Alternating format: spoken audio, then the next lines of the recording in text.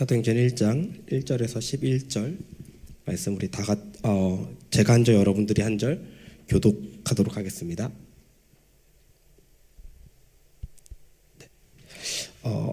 제가 먼저 읽겠습니다. 데오빌로님, 나는 첫 번째 책에서 예수께서 행하시고 가르치신 모든 일을 다루었습니다. 거기에 나는 예수께서 활동을 시작하신 때로부터 그가 택하신 사도들에게 성령을 통하여 지시를 내리시고 하늘로 올라가신 날까지 하신 모든 일을 기록했습니다. 예수께서 고난을 받으신 뒤에 자기가 살아계심을 여러 가지 증거로 드러내셨습니다. 그는 40일 동안 그들에게 여러 차례 나타나시고 하나님 나라에 관한 일들을 말씀하셨습니다. 예수께서 사도들과 함께 잡수실 때에 그들에게 이렇게 분부하셨습니다. 너희는 예루살렘을 떠나지 말고 내게서 들은 아버지의 약속을 기다려라. 요한은 물로 세례를 주었으나 너희는 여러 날이 되지 않아서 성령으로 세례를 받을 것이다. 사도들이 한자리에 모였을 때에 예수께 여쭈었다. 주님께서 이스라엘에게 나라를 되찾아 주실 때가 바로 지금입니까? 예수께서 그들에게 말씀하셨다. 때나 시기는 아버지께서 아버지의 권한으로 정하신 것이니 너희가 알 바가 아니다. 그러나 성령이 너희에게 내리시면 너희는 능력을 받고 예루살렘과 온 유대와 사마리아에서 그리고 마침내 땅 끝에까지 이르러 내 증인이 될 것이다. 이 말씀을 하신 다음에 그가 그들이 보는 앞에서 들려 올라가시니 구름에 쌓여서 보이지 않게 되었다. 예수께서 떠나가실 때에 그들이 하늘을 쳐다보고 있는데 갑자기 흰옷을 입은 두 사람이 그들 곁에 서서 갈릴리 사람들아, 어찌하여 하늘을 쳐다보면서 있느냐? 너희를 떠나서 하늘로 올라가신 이 예수는 하늘로 올라가시는 것을 너희가 본 그대로 오실 것이다 하고 말하였다. 한 번 더 기도하겠습니다. 하나님, 이 시간 우리가 주의 말씀 앞에 섭니다. 겸손하게 서게 하여 주시고 이 시간 전한 자나 듣는 자나 한 성령의 음성을 듣고 깨닫고 순종할 수 있는 마음 더하여 주시옵소서. 하나님, 이 시간 부족한 종이의 말씀을 들고 섰습니다. 종의 입술을 주관하여 주시고 주님의 뜻이 온전히 우리 교회 가운데 또 주님이 원하시는 것들이 주님의 마음이 잘 전달되고 우리가 믿음으로 받고 순종하는 시간 될 수 있도록 함께하여 주시옵소서. 그렇게 하실 것에 감사하며 예수님 이름으로 기도했습니다. 아멘. 오늘도 함께 예배하는 우리 모든 담없는 교회 가족 여러분들을 주님의 이름으로 환영하고 축복합니다. 오늘은 지난주 준호 전도사님 말씀에 이어서 계속해서 선교에 대하여 말씀을 나누어 보고자 합니다. 개인적으로 저는 이 선교라는 주제에 대해서 가장 가슴이 뛰는 주제 중에 하나고요.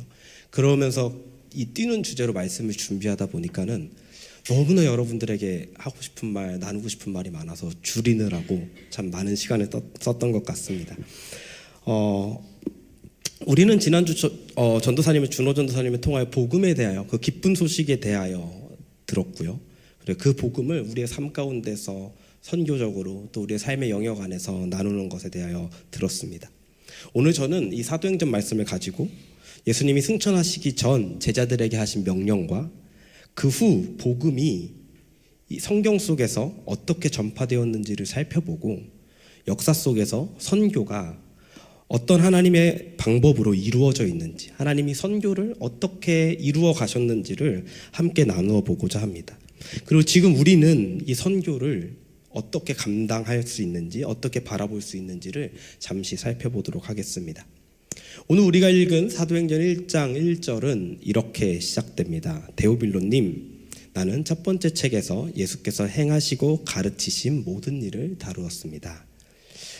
이 사도행전의 기록자는요, 누가입니다. 누가는 누가복음도 기록했죠.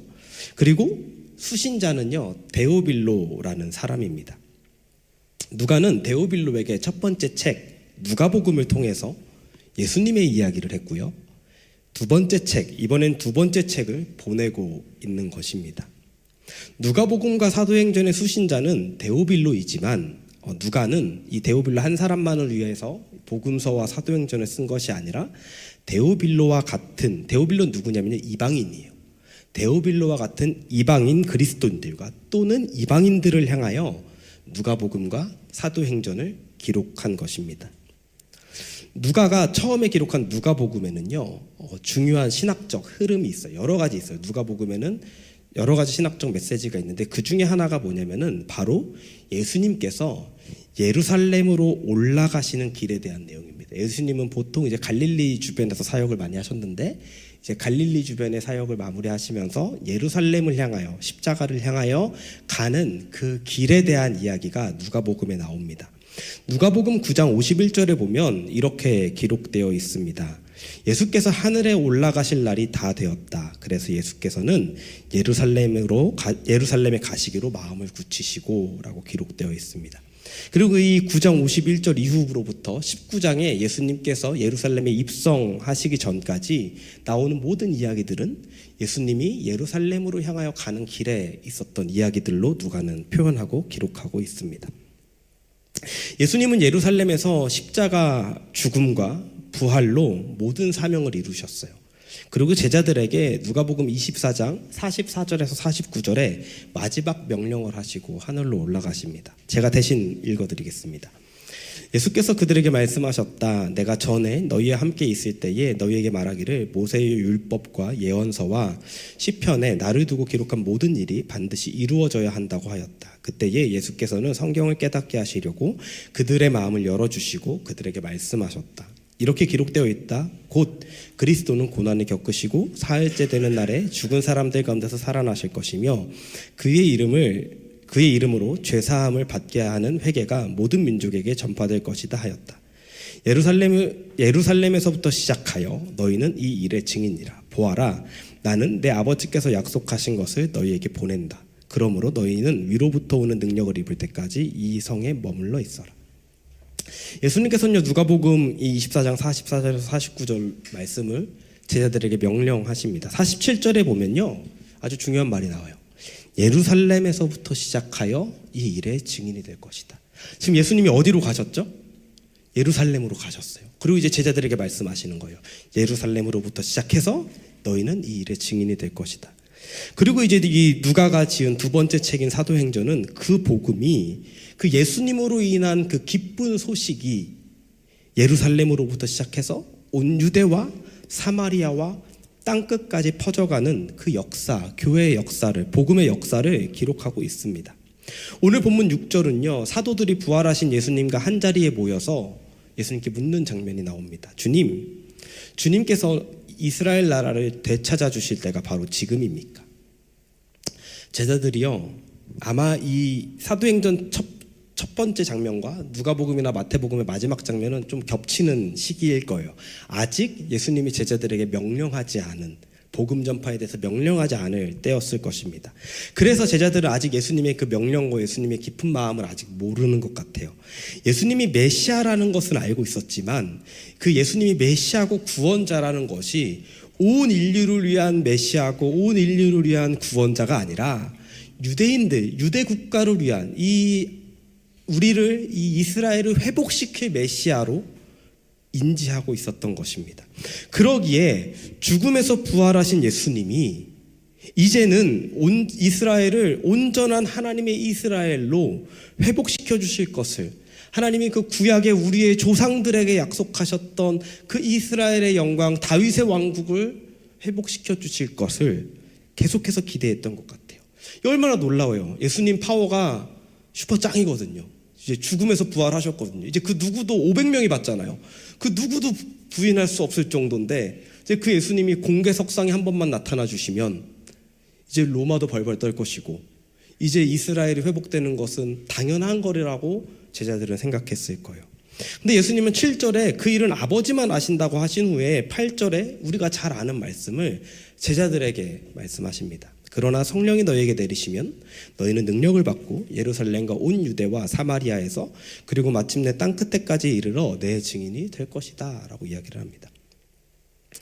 우리는 이 말씀이 너무 도전되잖아요. 성령이 우리에게 임하시면 우리가 권능을 받고 땅끝까지 나갈 수 있겠구나. 도전이 될 수도 있지만 예수님의 이 말씀은 당시 유대인이었던 제자들에게는 엄청나게 충격적인 말씀이었을 거예요. 먼저는 기대했던 것, 죽음에서 부활하신 예수님이 직접 무언가를 하시는 것이 아니라 제자들에게 명령하고 계시고 그 명령이 예루살렘과 유대까지이면 이제 하나님이 예수님께서 이스라엘을 회복시키시겠구나라고 기대할 수도 있겠지만 그럴 법도 한데 유대인들이 개처럼 여기는 사마리아에까지 복음을 전하라고 하시고 밥도 같이 먹지 않는 한 식탁에 같이 앉지도 않는 이방에까지 그 땅 끝에까지 예수님에 대하여 복음을 전하라는 명령을 지금 예수님이 하고 계신 거예요. 아마도 사도행전에서 이 말씀이 마태복음 28장에 너희는 모든 민족을 제자로 삼아 아버지와 아들과 성령의 이름으로 침례를 주고 내가 너에게 분부한 모든 것을 지켜 행하게 하라라는 그 말씀을 같은 이 날에 하셨던 것 같아요. 근데 어쩌면 당시 제자들에게는 이것이 제가 제자들이었다면 납득되지 않았을 것 같아요. 평생 유대인으로 살아왔고 어떻게 저 개만도 못한 사마리아에게 내가 가서 복음을 전할 수 있지? 어떻게 율법에 함께 식탁의 교제도 하지 말라고 했던 그 이방인들과 그들에게 내가 가서 예수님에 대해 예수님 내 건데, 예수님 우리 이스라엘 건데 이랬을 수도 있을 것 같아요. 하지만 하나님의 계획과 마음은 이스라엘과 유대에만 국한되어 있지 않았습니다.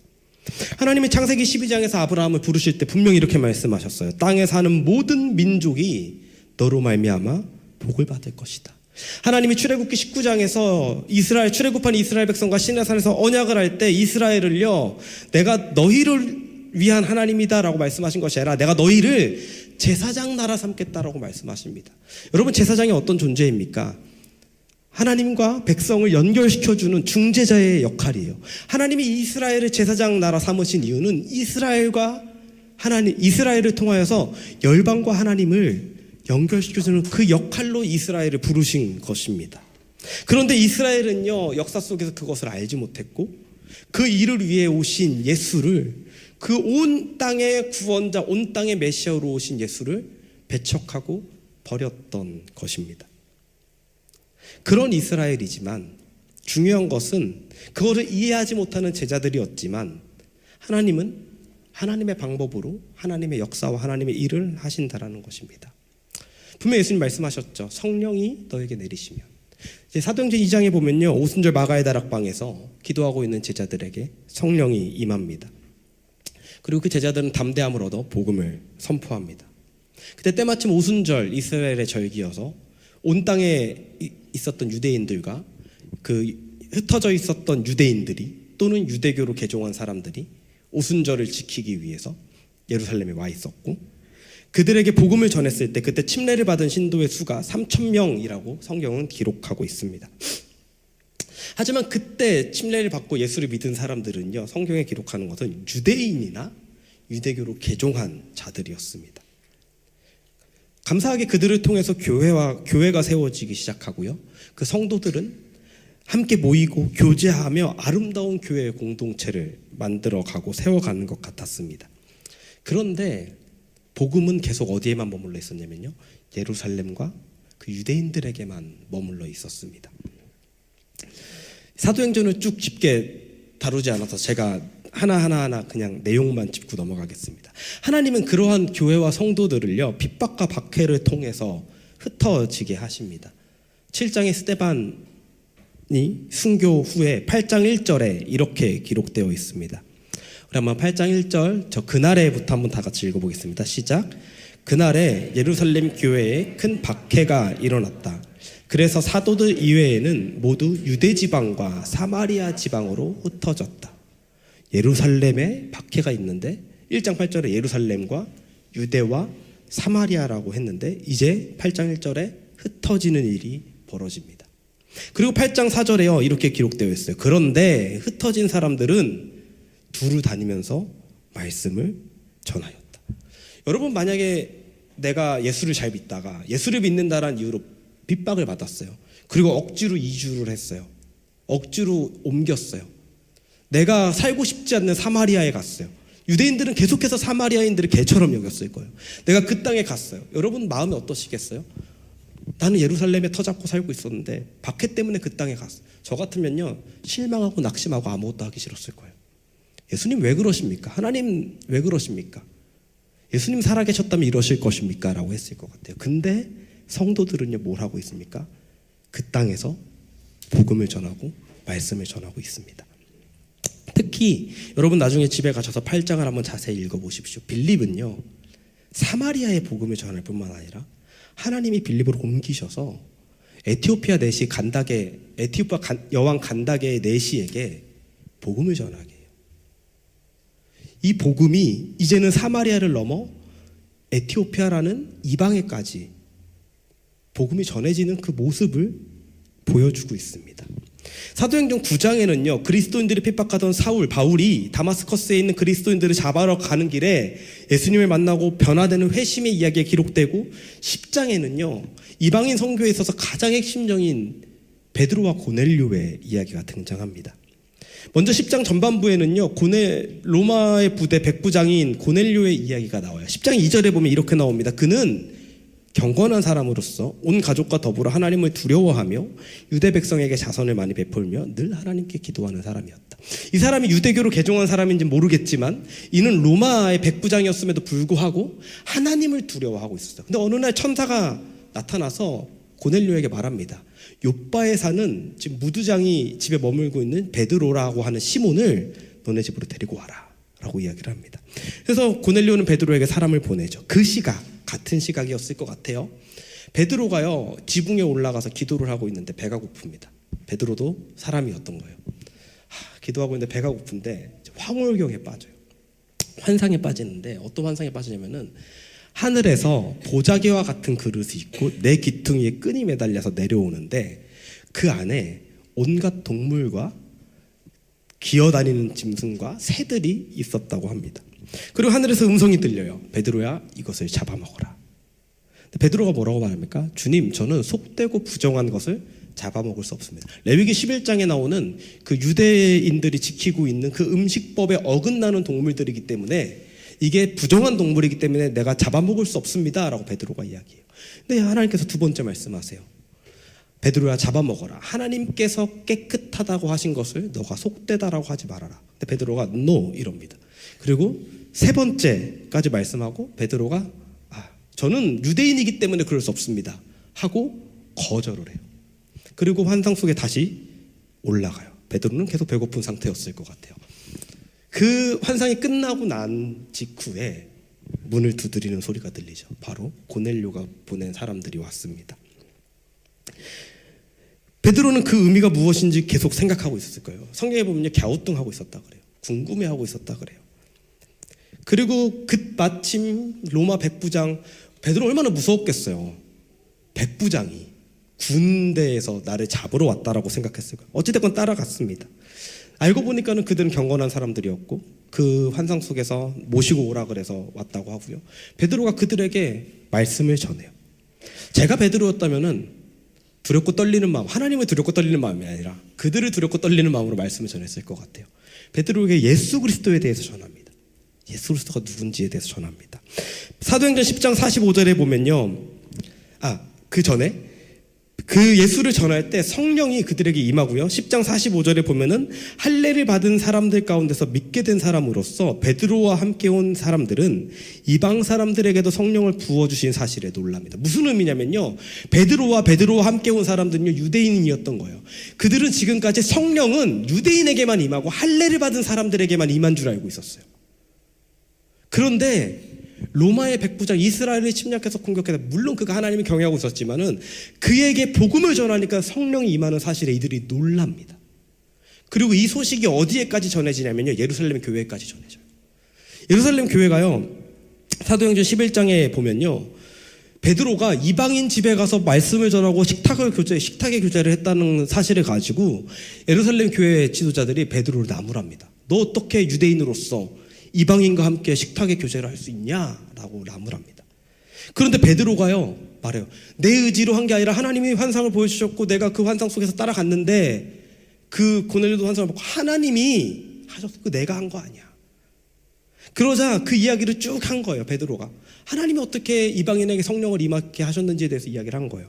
그러자 11장 18절에 이 말을 듣고 베드로를 나무랐던 그들은 잠잠합니다. 그들은 하나님께 영광을 돌리고 이제 하나님께서는 이방 사람들에게도 회개하여 생명에 이르는 길을 열어주셨다. 이제 이들이 깨어버린 거예요. 하나님의 마음, 예수님이 우리에게 하셨던 오직 성령이 너에게 임하시면 너희가 권능을 받고 예루살렘과 온 유대와 사마리아와 땅 끝에까지 이르러 내 증인이 될 것이다 라고 하는 이 말씀이 이제 이들의 눈으로 보고 예수님이 하시는 말씀이 어떻게 이루어지고 있는지 보게 된 거예요. 그리고 13장부터는요 무슨 일이 이루어지냐면은 우리가 잘 아는, 우리 예전에 목사님, 몇 주 전에 목사님께서도 설교하셨는데 안디옥 교회에서 바나바와 바울, 교회의 지도자였던 바나바와 바울을 금식하고 기도하는 가운데 선교사로 파송을 합니다. 그리고 이제 13장 이후에 나오는 내용은 이 바울을 통하여 이루어지는 전도 여행, 선교 여행의 이야기가 펼쳐지고 그 다음에 소아시아 지역과 로마 지역에 그리스도의 복음이 계속해서 전파되는, 복음이 열방으로 전파되는 일들이 사도행전에 쭉 나타나고 있습니다. 이것이 사도행전에 나타나는 이 복음 전파에 대한 이야기입니다. 여기서 알 수 있듯이 하나님은요 이 복음이 머물러 있는 것을 원하지 않으십니다. 하나님 복음이 머물러 있는 것을 원하지 않으세요. 영국의 신학자 앤티 라이트는 그의 책 칭의를 말하다에서 이렇게 이야기를 합니다. 인류의 구원이 좀 어려울지라도 한번 들어보세요. 이 학자들은요 쉬운 얘기를 좀 어렵게 많이 적어요. 인류의 구원이 아무리 중요하다고 할지라도 더 큰 목적의 일부입니다. 하나님이 파손된 세계에서, 그러니까 죄로 인하여 파손된 세계에서 우리를 구원하신 목적은 세상을 새롭게 창조하려는 하나님의 계획에서 우리를 어떤 역할을 감당하게 하기 위해서입니다. 어렵죠. 다시 말하면 하나님은 우리를 부르셔서 우리를 구원하시고 구원받은 자들을 통하여서 하나님의 나라를 이루어가기 원하신다라는 거예요. 때로는 우리는 구원받는 게 목적으로 끝나는 사람들이 있어요. 나 구원받는 게 목적이야. 나 구원받았으니까 됐어. 근데 하나님은 우리를 구원하신 목적이 있다라는 거예요. 왜요? 하나님과 함께 이 죄로 파손된 세계에서 예수 그리스도의 복음을 전하며 하나님의 나라가 이 땅에 세워지는 것을 저와 여러분들과 함께 하나님 만들어가길 원하신다라는 거예요. 그러기에 믿음의 선조들과 선배들을 통하여 복음은 계속해서 전파되었고 지금 우리에게까지 전달된 것입니다. 우리 지난주 준호전 선생님께서 말씀하셨던 그 로마서 말씀에 보면은 전하는 자가 없는데 누가 듣겠냐라고 말하셨죠. 누군가 전했기 때문에 누군가 들었고 들은 사람이 또 전했기 때문에 또 들은 거예요. 우리에게까지 복음이 흘러온 이유는 믿음의 선조들과 선배들이 계속해서 하나님의 마음으로 복음을 전해왔기 때문입니다. 지금 함께 말씀을 나누고 듣고 있는 저와 여러분은 선교라는 단어에 어떠한 반응을 하고 계십니까? 선교는 지난주 전도사님께서 말씀해 주셨듯이 성경에 나오는 단어는 아닙니다. 그런데 성경이 말하고 있는 것이고 하나님의 가장 큰 관심사이며 하나님의 마음이 선교입니다. 특별히 이방으로, 열방으로 복음이 전해지는 것, 복음이 없는 곳, 그곳까지 복음이 전해지는 것이 하나님의 말씀입니다. 하나님은 성경에서, 오늘 읽었던 사도행전에서, 그리고 교회의 역사 가운데 하나님의 놀라운 부흥과 하나님의 역사가 일어날 때 그 결과가 선교로 이어지는 것들을 보여주고 계십니다. 성령이 임하여 그 땅에 놀라운 부흥이 임했을 때 그 결과가 선교로 이어졌고요. 교회 역사 가운데 놀라운 부흥의 역사들이 있었을 때, 제가 오늘 그 이야기에 적진 않았지만 우리 너무나 잘 아는 1907년 평양의 대부흥의 이후에 무슨 일이 벌어지냐면은 제주도 선교가 이어져. 지금 우리 뭘 제주도까지 선교를 가고 그래 이렇게 생각할 수 있지만은 그 당시에 제주도는요, 우리 조선시대 제주도 뭐라고 하신지 아시죠? 탐라국, 다른 나라였어요. 가기에 너무 험한 곳이었어요. 1907년 평양 대부흥의 결과로 선교가 이루어지게 됩니다. 지금이 선교 세미나 시간이라면 저는 현대 선교 역사에 대해서 여러분과 너무 자세하게 나누고 싶어요. 그런데 오늘은요, 제가 수많은 선교의 이야기 가운데 1800년대 후반 미국에 있었던 선교 운동에 대해서 잠시 나누고 싶습니다. 1700년대 초반에 이제 1500년, 600년 지나면서 종교개혁이 이루어지고요. 1700년대 초반에 카톨릭의 박해를 피해서 이제 독일의 모라비아 지역으로 이제 이동했던, 그래서 그곳에서 숨어 지내면서 복음을 지켜나갔던 모라비안 교도들이 있어요. 이 모라비안 교도들에 대한 이야기를 또 제가 나중에 자세하게 하고 싶은데, 여기 진젠도르프 백작을 통해서 기도운동이 시작되고, 기도운동을 통해서 1700년대에 엄청난 선교운동이 이루어집니다. 그리고 1700년대 후반에 윌리엄 캐리라는 이 현대 선교사를 바꿔놓은 인물이 등장해요. 이 윌리엄 캐리를 통해서 해안선 선교가 시작돼요. 이것이 뭐냐면은 우리 세계 지도를 보면요, 복음이 해안선으로 들어가면은 복음이 내륙으로 들어갈 거라고 생각하는 거예요. 그래서 깊게는 못 들어가니까는 선교사들을 해안선으로 파송하기 시작합니다. 그래서 특별히 인도와 중국의 그 해안선에 있는 해안 도시들의 그 복음이 전해지기 시작. 근데 이것이 해안선에만 머물러 있고 중국 내지에, 인도 내지에는 복음이 들어가지 못하는 것을 보고서 1800년대 초반 허드슨 테일러는요, 내륙 선교, 내지 선교로 기독교 선교는 큰 변화를 일으키게 됩니다. 그러던 중 19세기 세계 선교의 흐름을 바꿔놓는 사건이 이루어집니다. 바로 사무엘 밀즈 주니어를 중심으로 미국이에요. 뉴잉글랜드 윌리엄스 대학에서 일어났던 건초더미 기도회예요. 건초더미 기도회의 중심 인물인 이 사무엘 밀즈 주니어는요, 예일대학 출신 목사의 아들, 아버지가 대단하죠. 아버지가 예일대학 출신의 목사님이에요. 아버지 사무엘 밀즈 목사는요, 그 미국의 주에 살고 있던 코테니컷의 부흥운동 지도자 중에 한 분이었고요. 이 사무엘 밀즈의 어머니는요, 어린 밀즈를 해외 선교 사역에 써달라며 하나님께 기도하고 헌신했어요. 이 당시 미국은요, 인디언 선교를 하고 있었지만 해외 선교에는 아무런 관심이 없던 교회였어요. 국가였어요. 그런 때에 이 어머니의 기도는 놀라운 기도였던 것이었습니다. 이 밀즈는요, 17세 때 부흥운동을 통해 큰 은혜를 체험하고 세계 선교에 헌신하게 됩니다. 이날 이후 열방에 대한 하나님의 마음을 품은 이 밀즈는요, 자신의 인생의 목표가 열방으로 나가는 것고 세계 선교였어요. 23세가 되던 1806년 밀즈는 예일이나 하버드보다는 이때도 비쌌나 봐요. 등록금이 조금 싼 윌리엄 칼리지에 입학을 합니다. 그는 윌리엄 대학이 있는 그 마을과 대학 안에 영적 부흥을 일으키고 싶은 마음을 갖고 그 대학교 캠퍼스 안에서 복음과 부흥에 대한 열정을 가진 사람들을 모아서 기도 모임을 하기 시작합니다.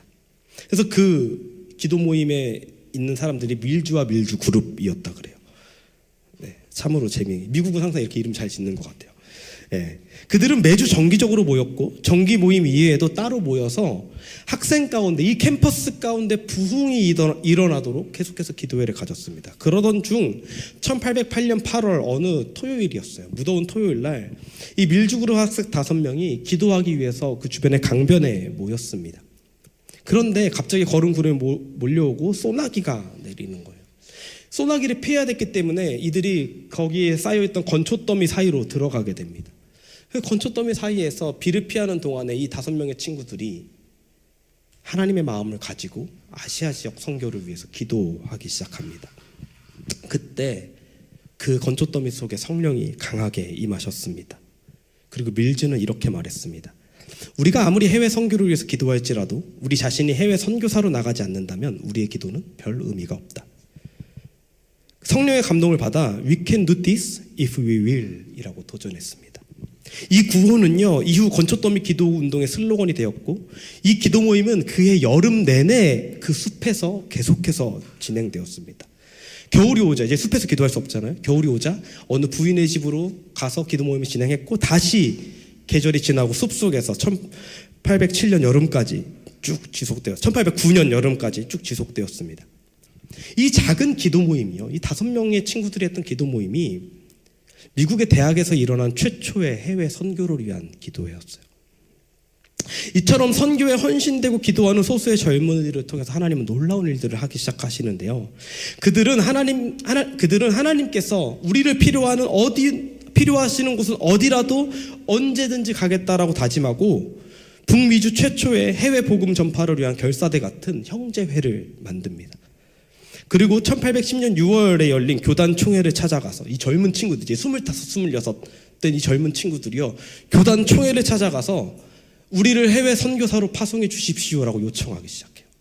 그리고 그때 그 북미 장로회에서 처음으로 미국 해외 선교회라는 것이 이들 때문에 설립이 됩니다. 그리고 이 미국 해외 선교회는 2년 후 건초더미 기도회원 5명 중에 3명 과 아도람 저드슨이라는 사람 2명을 포함해서 이 5명을 인도로 파송합니다. 그리고 이 미국 해외 선교회를 통하여서 이후 50년간 1250명의 선교사가 미국에서 해외로 파송되었습니다. 이 건초더미 기도 운동이 시작되고 61년 후인 1867년 그 기도회 자리에는요, 그 기도회를 기념하는 기념비가 세워지고요. 이 운동은요, 스튜던트 발렌티엄 무브먼트라는 학생 선교 자원자 운동의 시초가 됩니다.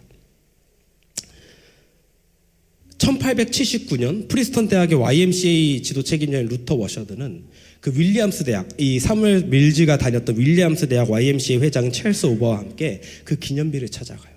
그리고 거기에 무릎을 꿇고 이렇게 기도합니다. 그리스도를 위하여 어디든지 언제든지 어떤 일도 하겠습니다 라고 하나님께 기도하고 헌신합니다. 그리고 케임브리지 대학에서 이제 캠퍼스를 대상으로 집회를 인도하죠. 그리고 그 집회는요, 어떻게 이어지냐면 당시 미국의 엄청난 영적 지도자였던 D.L. 무디를 강사로 모시는 헐몬산 사경회로 이어지게 됩니다. 이 헐몬산 사경회를 준비하면서요, 이 워셔드와 오버는요, 이 두 사람은, 그 무릎을 꿇고 기도했던 그 두 사람은요, 미국의 89개 대학을 돌아다녀요. 우리가 이러한 사경회를 할 건데 와서 함께 말씀을 들읍시다. 우리 함께 기도합시다. 우리 함께 열방을 위해서 나갑시다라고 89개 대학을 돌아다니면서 251명의 학생이 모여서 헐몬산 사경회가 진행됩니다. 그리고 그 사경회가 마칠 때 100명의 참가자들이 선교사로 헌신을 하면서 교회 역사상 가장 많은 선교사를 파송한 아까 말했던 SVM 운동, 학생 선교 자원자 운동이 시작되게 됩니다. 이 SVM 운동은요, 아까 이 사무엘 밀즈를 통한 건축도미 기도 운동으로 시작된 미국 해외 선교 운동이 50년간 1250명의 선교사를 파송했다고 했잖아요. SVM 운동은요, 50년간 2만 500명의 선교사를 해외로 파송하게 됩니다. 그리고 우리 한국 사람이잖아요. 구한말 조선으로 오게 된 선교사님의 80%가 SVM 운동으로 오게 되었습니다. 우리가 잘 아는 아펜젤러 선교사님, 언더우드 선교사님도 이 SVM 운동을 통해서 오게 되었습니다. 당시 SVM 운동은 이름에서도 나타나 있지만 대학생들이 자발적으로 선교에 지원하는 운동이었습니다. 이 당시에 미국 사회에서 4년제 대학을 나온 사람들은요, 대단한 사람들이에요. 총망 미래가 보장된 사람들이에요. 이들이 4년제 대학을 나와서 미국 사회에 그냥 대학을 졸업하기만 해도 이들의 삶은요, 보장되어 있고 탄탄대로를 걸어갈 수 있는 사람들이 있는데, 이 23, 24, 25 이 청년들이 자신의 삶을 하나님께 던져버리는 것입니다. 특별히 한 명의 선교사님을 잠깐 이야기해드리면, 한국으로 오셨던 그 의료 선교사였던 헤런 선교사는요, 본인이 다녔던 대학에 수석으로 졸업했기 때문에 대학을 졸업하는 그 순간에 교수로 청빙이 됐어요. 근데 이 헤런 선교사님은 그 교수 청빙을 거절하고 조선 땅으로 오게 됩니다. 당시 조선은요, 미국에서 어떤, 조선을 몰랐어요. 중국은 알았는데 조선은 몰랐어요. 어떤 이미지의 국가였냐면요, 식인종의 국가였어요. 가면 잡아먹히는 국가. 왜냐면 가는 사람마다 돌아오지 못하거든요. 근데 그 젊은 청년들이, 젊은 학생들이 선교사로 헌신을 한다라는 건요, 순교를 한다라는 거예요. 사회적으로. 한 번 가는데 6개월이 넘게 걸려요. 다시는 돌아올 수 없는 여정에 내가 가족과도 친구와도 사회와도 모든 것을 저버리고 복음을 위해 조선 땅으로 가는 것입니다. 그분들의 선교로 인하여 조선이, 한국이, 그리고 지금 저와 여러분들이 복음을 듣고 예수를 믿을 수 있게 된 것입니다. 역사상 가장 위대했던 선교운동인 SVM 운동이 일어나기 약 70년 전 5명이 비를 피하여 건초더미 속에서 하나님의 마음으로 선교를 위해 기도하는 것으로 이 SVM 운동이 시작되었습니다. 하나님은 역사 속에서 계속해서 기도하는 사람들을 일으키시고 그들의 기도와 헌신을 통하여 열방에 하나님의 나라를 세워가고 계십니다. 사랑하는 담없는 교회 성도 여러분, 지금 우리는 무엇을 해야 할까요? 지금 우리의 신앙은 어디에 머물고 있으신가요? 부활하신 예수님을 만난 제자들조차 그들에게 예수님은 계속해서 이스라엘의 회복을 위한 이스라엘의 메시아로 여겼습니다. 자신들의 나라를 되찾기 위한 예수였던 거예요. 우리도 예수님이 때로는 내 삶에 그 정도로 머물고 있지는 않나요? 내가 예수 믿고 구원받아 천국을 보장받았으니 이제는 예수님은 내 삶에 평안을 주시는 분. 이제는 나의 가정의 안정과 건강, 내 사업의 번창을 위한 수단으로 그 정도로만 예수님을 내가 가지고 있지는 않으신가요? 그것이 필요 없다고 이야기하지 않습니다. 예수님도 이스라엘의 회복을 묻는 제자들에게 7절에 때와 시기는 아버지께서 아신다라고요. 그것을 이루어 주실 거다라고 이야기하고 있습니다. 그러니까 하나님이 하실 거니까, 아버지가 하실 거니까 너희는 성령이 임하면 땅 끝까지 복음을 전하라고 말씀하고 계셨습니다. 주님께서 우리의 삶의 문제와 필요, 내가 원하는 것들, 나보다 나를 더 잘 아시는 주님은 다 알고 계십니다. 다만 그것이 채워지고 해결될 때가 내가 원하는 시간과 내가 원하는 양만큼이 아니라 주님이 아시는 만큼 주님이 원하시는 때라는 것에 그 차이가 있을 뿐입니다. 그렇다면 우리는 내 삶에 내가 원하는 것, 내가 필요한 것, 지금 내 삶의 문제들을 주님께 맡기고, 그 때와 시기는 아버지께서 아시기 때문에 주님께 맡기고, 날 사랑하시는 주님께서 나를 부르시고 구원하신 그 은혜에 우린 믿음으로 반응해야 될 때인 것 같습니다. 주님께서 우리에게 그리고 교회에게 부탁하신 것은요, 땅 끝까지 주님의 증인이 되라고 하신 것입니다. 모든 민족을 제자로 삼으라고 하셨습니다. 죄송합니다. 우리는 스스로 타협할 수 없습니다. 나는 선교사가 아니기 때문에 내 주변에만 복음을 전해야지 라고 정할 수 없습니다. 그것은 시작일 뿐입니다. 왜냐하면 주님은 모든 그리스도인들에게 땅 끝에까지 모든 민족에게 복음을 전하라고 하셨기 때문입니다. 지금 우리 교회 목사님을 비롯한 6명의 지체들이 우간다 땅에 복음을 들고 갔습니다. 계속해서 이야기하는 것이지만 이것이 그들의 단기 선교가 아닙니다. 우리의 여정입니다. 우리는 지금 그 6명과 함께 하고 있는 것입니다. 그렇기 때문에 여러분 계속해서 기도하셔야 됩니다. 비록 내가 지금 그들과 함께 그 땅으로 나가지는 못했지만 우리 교회는 함께 기도하고 있는 것입니다. 집에서 개인적으로 기도하여 주십시오. 여러분 모여서 셀 모임 때 모여서 기도하여 주시고요. 카톡을 서로에게 보내면서 셀 모임에서 아니면 지금 우간다 땅에 있는 지체들에게 카톡을 보내면서 기도하여 주시고, 예배의 자리에 나오셔서 기도하셔야 됩니다. 그 사무엘 밀즈를 비롯한 그 5명의 기도가 온 열방과 조선 땅까지, 한국에까지 복음이 전해지는 그 시작이 되었습니다. 교회, 특별히 교회와 함께 저는요, 우리 교회가 선교의 지경이 넓혀지기를 원합니다. 특별히 사랑하는 여기 청년 여러분, 젊은 여러분, 여러분의 가장 젊은 날 모든 것을 할 수 있는 그때에 이 땅에 70년, 80년 사는 그 염려를 미리 하는 것이 아니라, 그리고 내가 이 땅에서 어떻게 성공하지, 어떻게 살아야지, 이것을 어떻게 해결해야 나가지 미리 걱정하고 거기서 묶여서 여러분의 젊은 날을 그것을 고민하다가 지나가 버리는 것이 아니라 하나님의 나라와 그의 의를 위하여 우리의 삶이 전적으로 내어드려졌으면 좋겠습니다. 200년 전, 300년 전 24살, 25살의 청년들이 하나님께 헌신했을 때 열방이 주님께 돌아오는 역사가 일어났습니다. 한 민족이, 여러분 그분들의 선교가 없었다면 대한민국이 이렇게까지, 우리가 이렇게까지 복음을 들을 수 있고 복음 앞에 설 수 있었을까요? 오늘 이 말씀이 누군가에게는 별 의미 없는 소리로 들릴 수 있겠지만 누군가에게는 하나님의 부르심이 있기를 소망합니다. 우리는 내가 나가지 못할지라도 열방을 위해서 기도해야 되는 사람이고, 또 교회가 함께하는 비전 트립, 단기 선교, 선교 세미나, 많은 것들이 여러분들 앞에 있습니다. 하나님 나라를 위해서 우리 주님 다시 오시는 그날에 주님 우리에게 물어보실 때 후회 없이, 하나님 내가 주님의 마음을 가지고 온 열방을 향하여 기도했고 나아갔고 그곳에 복음을 전하다가 주님 앞에 섰습니다, 이렇게 고백하는 저와 여러분들이 되길 소망합니다.